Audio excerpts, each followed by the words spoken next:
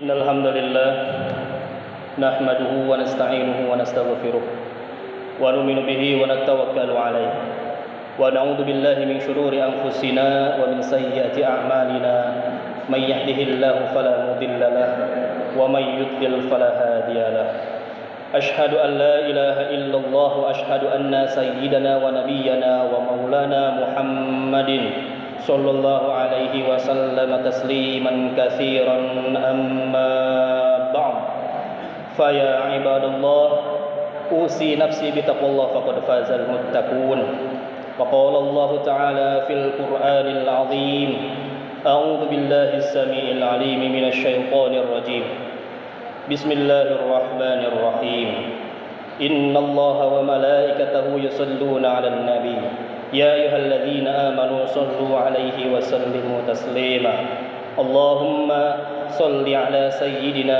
محمد وعلى آل سيدنا محمد كما صليت على سيدنا إبراهيم وعلى آل سيدنا إبراهيم اللهم بارك على سيدنا محمد وعلى آل سيدنا محمد كما باركت على سيدنا إبراهيم وعلى آل سيدنا إبراهيم في العالمين إنك حميد مجيد فيا عباد الله أوصي نفسي بتقوى الله فقد فاز المتقون فإن أصدق الحديث في كتاب الله عز وجل وخير هدي محمد صلى الله عليه وسلم وشر الأمور محدثاتها فإن كل محدثة بدعة وكل بدعة ضلالة وكل ضلالة في النار صدق الله العظيم وصدق رسوله النبي الكريم ونحن على ذلك من الشاكرين والحمد لله رب العالمين. Hadirin ma'asyiral muslimin yang dimuliakan Allah Subhanahu wa taala. Pada kesempatan yang berbahagia ini, di hari yang penuh barakah dan penuh rahmat, di tempat yang paling dimuliakan oleh Allah Subhanahu wa taala, yakni masjid, khatib berwasiat kepada diri khatib pribadi dan kepada para jamaah umumnya, marilah kita senantiasa meningkatkan kualitas takwa kita kepada Allah Subhanahu wa taala. Hadirin ma'asyiral muslimin rahimakumullah. Kita sering mendengar makna daripada takwa itu sendiri. Wasiat takwa itu bukan daripada seorang ustaz.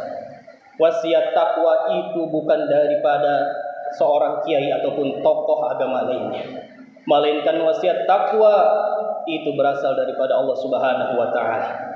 Allah telah berfirman, ya ayyuhalladzina amanu taqullaha haqqa tuqatih wa la tamutunna illa wa antum muslimun.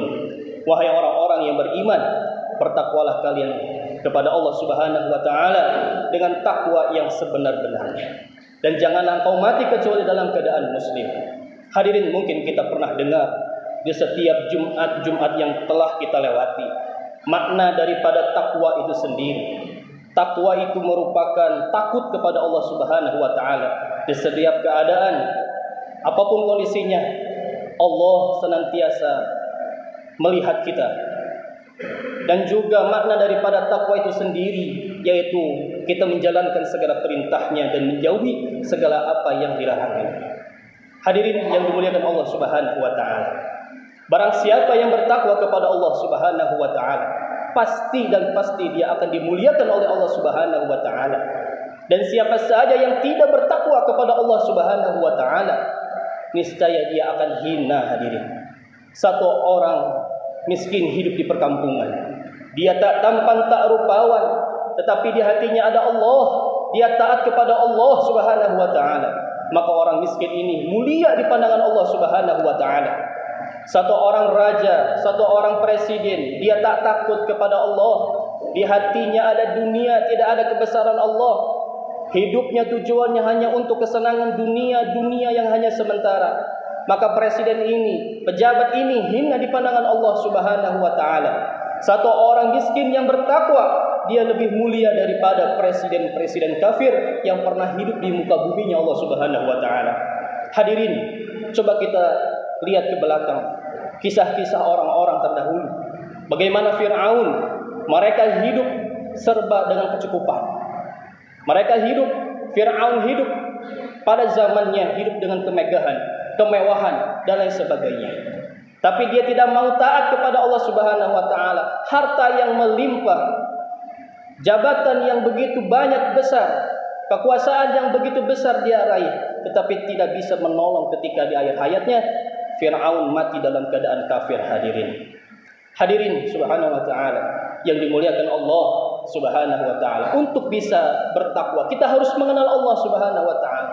Dan siapa saja yang mengenal Allah subhanahu wa ta'ala, dia pasti cinta.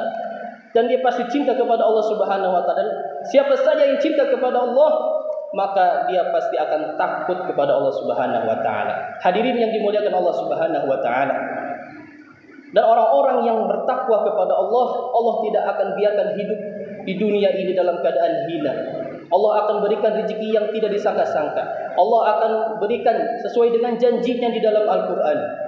Dan orang yang bertakwa, Allah akan berikan rezeki yang tidak disangka-sangka. Hadirin, apa dalilnya? Wa may yattaqillaha yaj'al lahu makhraja wa yarzuquhu min haitsu la yahtasib.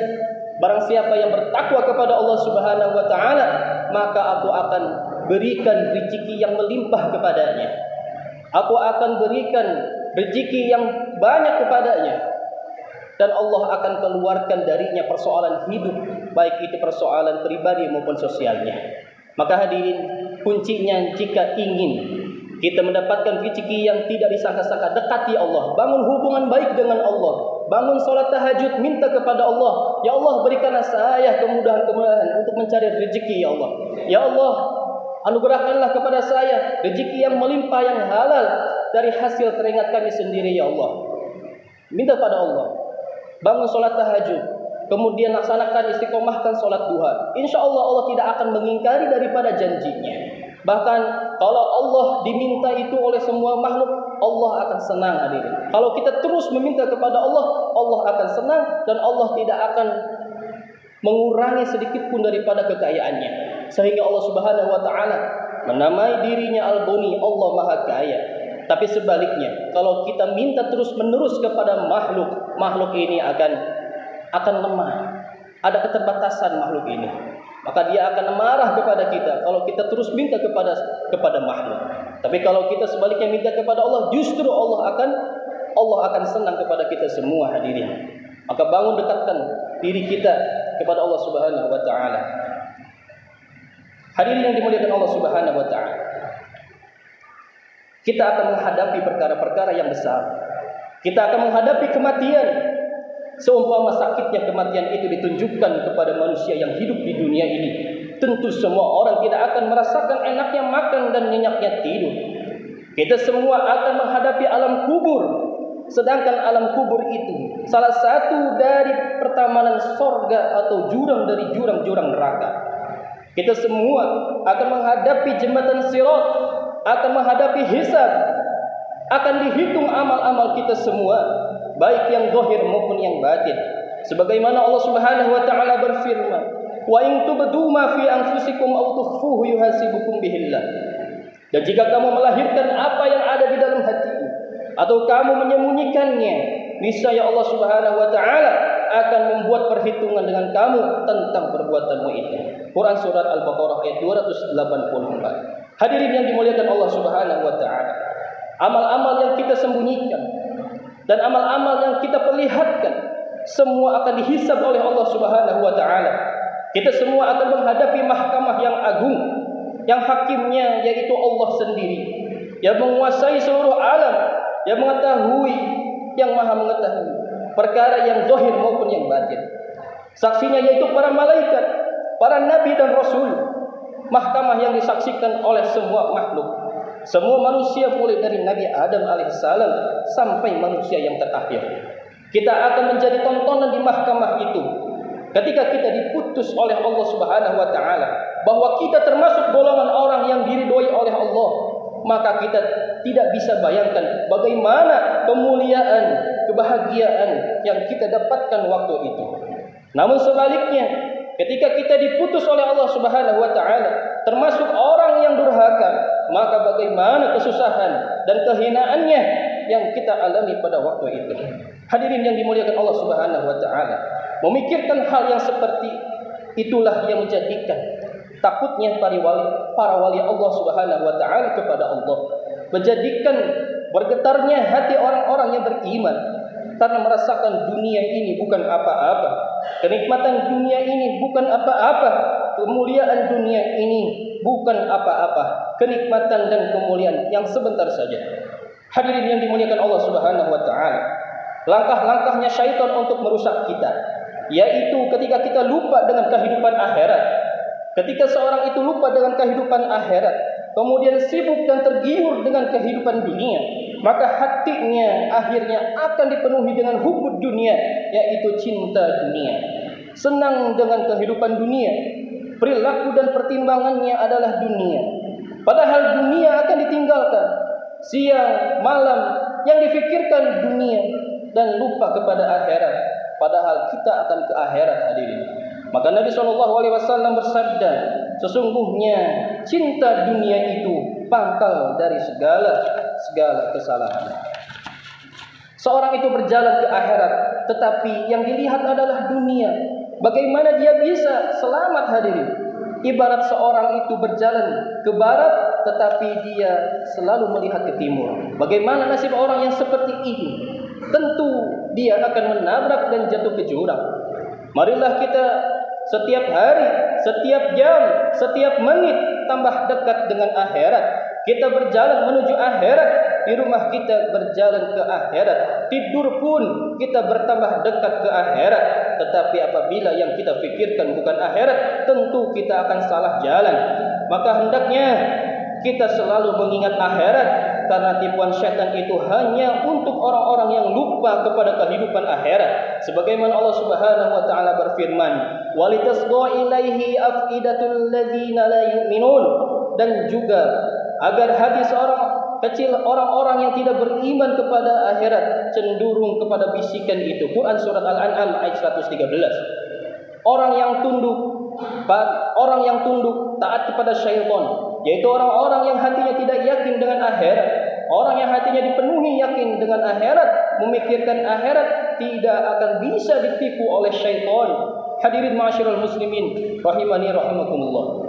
Kita jadikan hari Jumat yang mulia ini untuk bersungguh-sungguh mempersiapkan diri untuk kehidupan kita di akhirat. Sebagaimana Allah Subhanahu wa taala berfirman dalam Quran surat Al-Ashr ayat 18, "Ya ayyuhalladzina amanu taqullaha wal tanzur nafsum ma qaddamat lighad wattaqullaha innallaha khabirum bima ta'malun." Yang artinya, hai orang-orang yang beriman, bertakwalah kepada Allah dan hendaklah setiap diri memperhatikan apa yang telah diperbuatnya untuk hari esok akhirat. Dan bertakwalah kepada Allah, sesungguhnya Allah Subhanahu wa taala Maha mengetahui apa yang kamu kerjakan. Quran surah Al-Ashr ayat 18. Hendaknya kita memikirkan persiapan akhirat. Untuk hidup di dunia ini kita selalu memikirkannya siang dan malam, seperti rumah, kendaraan, dan lain-lainnya. Maka untuk akhirat kita harus lebih mempersiapkannya lagi. Hadirin yang dimuliakan Allah Subhanahu wa taala. Sekarang akhirat sudah ada. Surga sudah jadi, neraka sudah dinyalakan. Apakah persiapan kita untuk menghadapinya? Kalau kita mau berpikir, tentu kita bisa beramal untuk akhirat kita. Sehingga yang kita pikirkan siang dan malam, bagaimana amal-amal kita bisa terjaga. Hadirin yang dimuliakan Allah Subhanahu wa taala. Tetapi kita ini dibuat oleh Allah Subhanahu wa taala dari tanah. Sedangkan tanah itu punya sifat mudah dipengaruhi. Maka di antara kewajiban kita adalah membuat suasana yang membuat kita ingat kepada kampung akhirat. Kita jadikan rumah kita, anak-anak kita, kampung-kampung kita, toko-toko kita, tempat kerja kita, hidup amal agama sehingga bisa mengingatkan kita nanti di akhirat. Mudah-mudahan khutbah yang singkat ini bermanfaat untuk kita semua. Barakallahu li wa lakum bil ayati wa dzikril hakim. Wa taqabbal minni wa minkum tilawatahu innahu huwas samiul alim. Wa qur rabbighfir warham wa anta khairur rahimin.